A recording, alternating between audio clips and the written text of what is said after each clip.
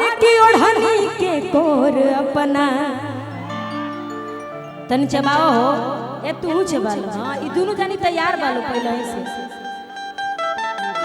अरे की ओढ़नी के कोर अपना अच्छा बावेलू दांत से तनी हेनी हो जा कि पागल क दिहले बाड़ू तू पहिल के मुलाकात से कि हम होश में नहीं बानी। अरे हम होश में नहीं बानी तू जहिया से तकले बाड़ू कि अखिया में कवन जादू चुरा के तू रखल बाड़ू। अखिया में कवन जादू चुरा के तू रखल बाड़ू। ओढ़नी के कोर अपना चबावेलू दांत से पागल क दिहले बाड़ू पहिल के मुलाकात से।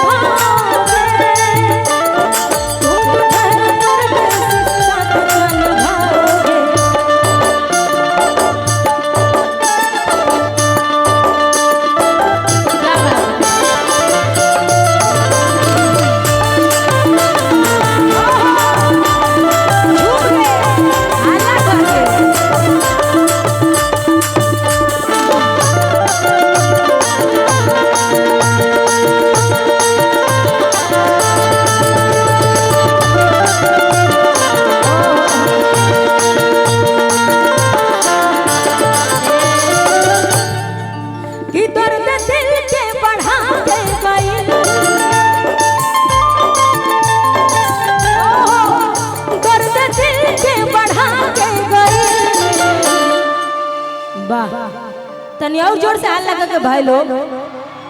हाँ कि दर्द दिल के बढ़ा के गई, दर्द दिल के बढ़ा के गई। आई नहीं तई में चार दिन थके पति हलवा जाके। आई नहीं तई में चार दिन थके पति हलवा जाके गई।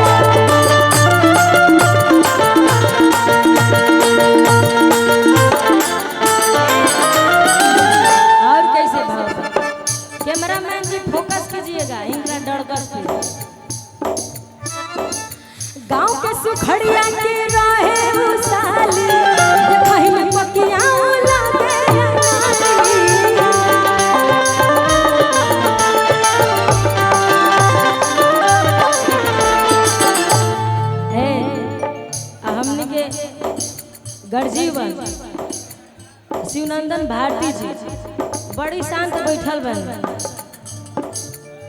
है ने आई तनी रुआ एक बार आ जाई रौरे गाँव ला जाई नहीं एक बार आ जाए यहाँ के पूरा दुनिया के टेंशन दूर करीला। हम 1 मिनट रुक जाए। हम गई रही पटना हाई कोर्ट में काम रहे, इतना ज्यादा लाइन लग रहे, इतना ज्यादा भीड़, 100 आदमी के बाद हमार लाइन रहे। लेकिन ये कही कि हमने के जान पहचान रहे तो पहले ही यहाँ के फोन करके स्पेशल बुला लेने। एक बार यहाँ खातिर जोरदार ताली बजा दी भारती जी खातिर, गड़गड़ा के ताली बजाई कि गांव के सुखड़िया के रहे उसाली देखो ही में पकिया लगे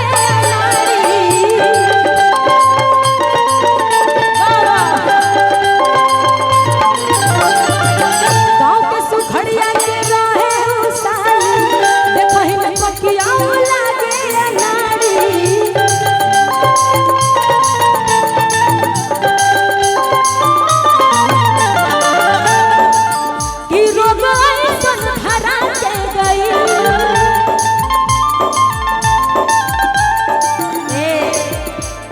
देखो कितना हाल होता।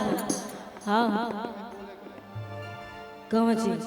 बोल बहुत बहुत ऐसे कि मेला बाजार में आओ तनी लो तो अपना बाल बच्चा के थोड़ा सा ध्यान रखे के चाहिए। एक छोटा सा बच्चा खो गया है जिसका नाम है रोशनी कुमारी, पिता का नाम है विष्णुदेव जी, घर है बेलाही। तो मैं चाहूंगा कि वो बच्ची मंच के पास है, आप लोग जो भी उनके अभिभावक हैं आके ले जा सकते हैं। तो आइए, ये बच्ची खो गई है, जिन भी सज्जन व्यक्ति को मिले उस बच्ची को आप लोग ये मंच तक पहुंचाने का कोशिश करें। आइए फिर से पुनः चलते हैं नेहा जी और जौन डुएट के जौन आजकल के ट्रेंड चलता भैया, डुएट वाला जन बीमारी बौकड़ा के रखे पहले नेहा राज जी, फिर आप सबके बीच फिर से पुनः गोलू राजा जी का बुलाए मौके पहले नेहा राज जी से 1-2 और गीत सुनल जा। ठीक लागत हो? अब का चाहत रहो गोलू के? अच्छा ठीक बा, हम फिर से पुनः गोलू राजा के बुलाई। ओके, पहले बादल बवाली जी से गवाई का? अच्छा ठीक बा।